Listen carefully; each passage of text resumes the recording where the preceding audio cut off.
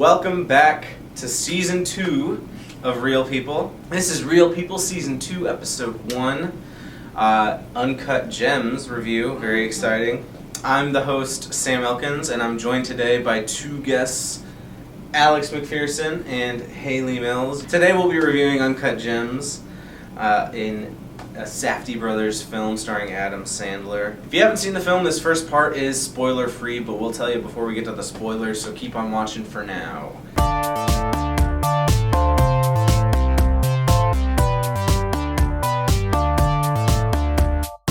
Okay, so Uncut Gems, initial thoughts, spoiler-free. What did you guys think?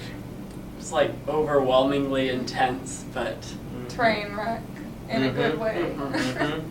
It was like 2 hours of just clenching your fists. I was like sweating, like almost falling off my seat by the end of the first viewing. And I was like, I don't know if I like it, but then I went home and meditated a bit, and I was like, it's amazing. One of the best movies of last year. Oh, so. I agree. It's probably my second favorite movie of last year. Adam Sandler is really one of the biggest reasons that it works so well, because if it didn't have his like magnetic charisma as that character, I don't think that we would have rooted for his character at all. He does some really terrible things in the movie. Yeah. Makes some really like bad decisions. Yeah. But it's like his star power and just like his inherent like likability makes him sympathetic to some degree. Yeah, exactly. Yeah. And just everything he did, you're like, I want to hate you, but I can't hate you. And then you continue to root for him throughout the whole movie. Yeah,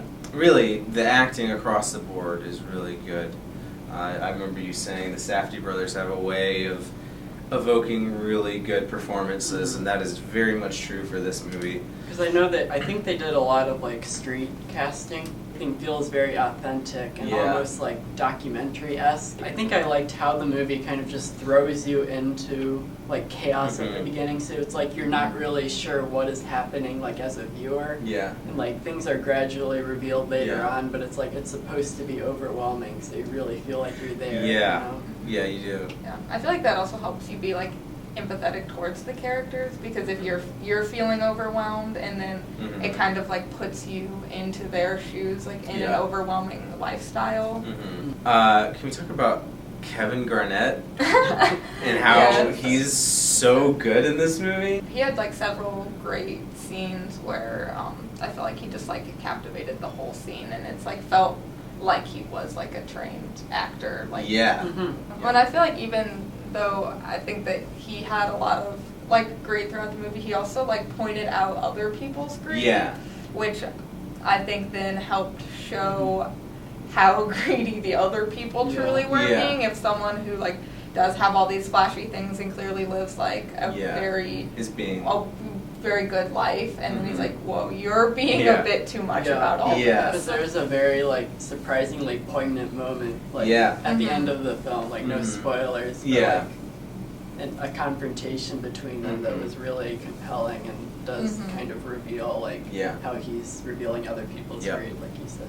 Alright, that's all the time we have for the spoiler-free section. We're getting into spoilers. If you haven't seen the film, get out of here. What are you still doing here? Get out of here. We're getting into spoilers now. Okay. Alright, they're gone. Go ahead. I've been thinking about the shot when they transition from the inside of the gem to That was really interesting. And then they did kind of the same thing at the end with the bullet wound. Yes. The bullet hole in his face. Yeah. I guess at the beginning, did they just maybe do that to like humanize him? Like, oh, he's having a colonoscopy like people do. Because it didn't really like end. I mean, he got like a phone call and they're like, yeah, you're good. Yeah, so I think they started that off because when you see somebody in a movie, like on a hospital table or something, like having something done, even if it's just a colonoscopy, you automatically think, oh, this person's sick, this person's gonna die. So it really kind of shows us his mortality right off the bat. But also it made me laugh. I was like, what? It is also funny because you're going in the movie and Adam Sandler is this comedic actor that's is doing a dramatic role here, and then it starts off with him getting a colonoscopy. So yeah, I think there's a lot of different reasons why they started with that. But yeah, that's a really interesting way to start. And yeah, I've been thinking about the ending a lot too, and I think it is. I mean, I thought it was really sad the first time I watched it, but upon further reflection, it was oddly like poetic as well. Because like, he can't keep going forever. And I'm not saying it was good that he died, but it was honestly. Yeah. I mean, I don't know. I think we saw throughout the movie that because at the end he had won a big, that didn't mean he was going to turn his life around. Right. No. It's like his life cycle, because of his addiction, was always going to end like that, whether it was being shot in the face or another tragic event. Like, that was the destiny he had created for himself. Yeah, and it was also really interesting because that was probably the best outcome for him. Yeah. Because I remember you saying this to me right after we both watched it, that he dies at his happiest moment. That's like the best moment of his life, where he's won big. He's gonna pay off his debts, quote unquote, hypothetically. Theoretically, and so like everything's supposedly working out for him, but then then you think, and you're like, oh, throughout the movie, there are so many different moments where he could have resolved all his problems. Right. He had it in his hands, and he just ruined it. I feel like it just takes a powerful stance on addiction by having the plot be the way it is.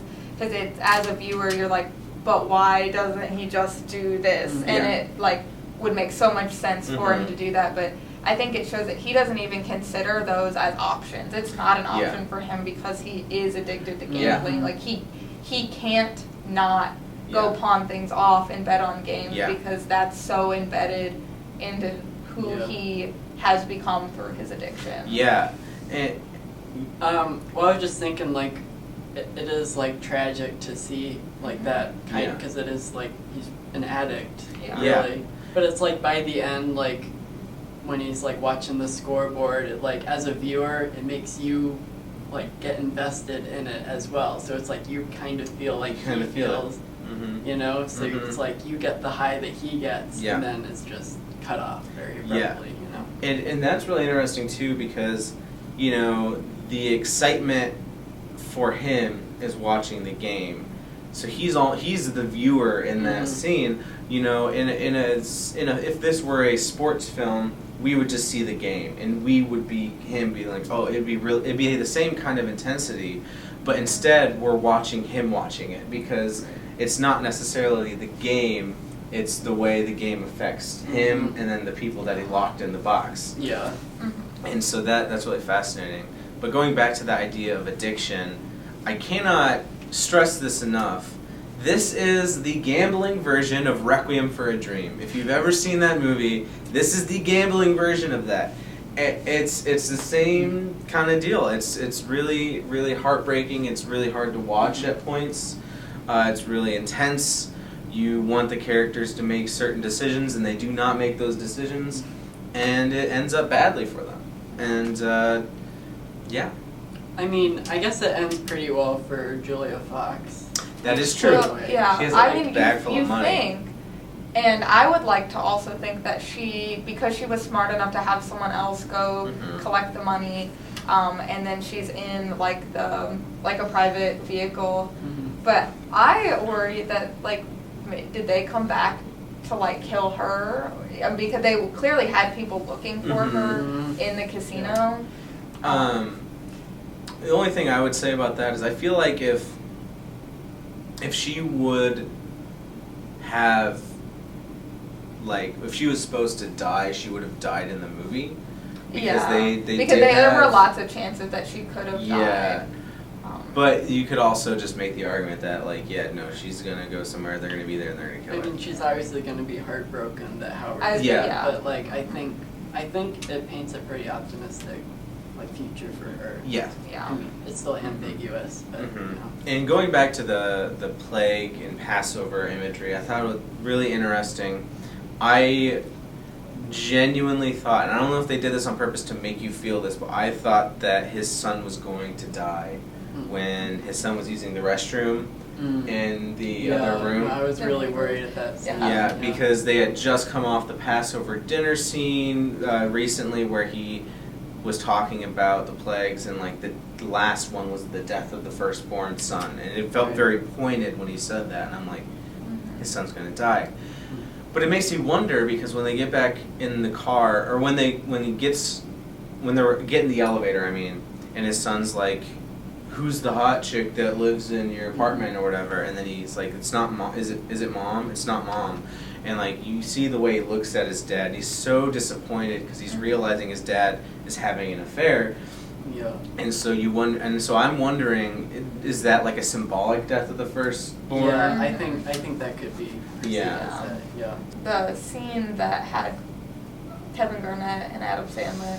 Yes. Near the end when after Kevin Garnett has bought the gym back and he has it and he's just trying to have like, I feel like a person-to-person conversation with Howard, like, okay, how much did you pay for this? And they're like kind of talking about like, it's not so much about the price that he bought it for, that he sold it for.